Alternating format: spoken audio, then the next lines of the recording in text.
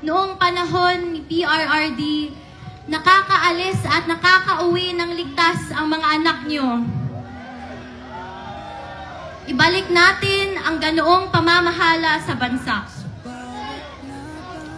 Nandito ako ngayon dahil kinuha nila sa amin, sa ating lahat, higit sa lahat, sa akin, ang tatay ko.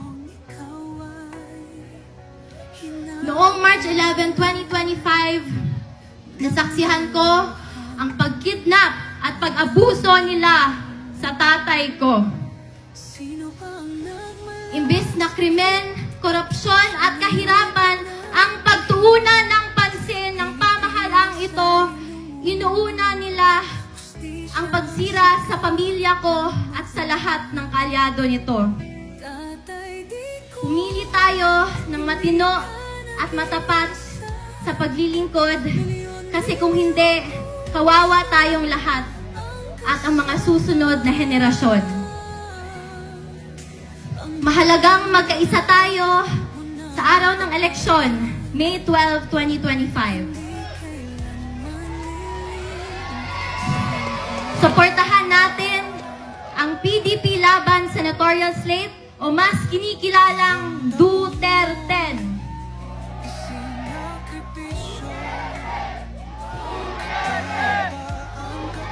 Mag-vote straight tayo at mag-block vote tayo upang mahirapan silang mandaya. To the OFWs, to the Filipino communities who took care of us, you have my love, respect, and gratitude.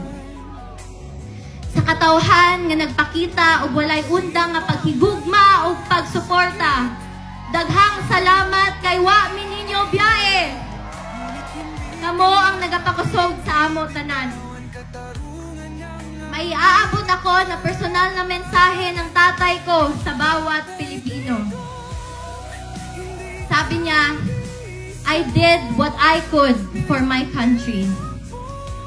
And you are all in my heart. Pangalawa, sabi niya, kung kakalimutan niyo lang rin ang Duterte, kalimutan niyo na lang rin siya. Mga kababayan, huwag nating kalimutan ang bilin ni Tatay Digong.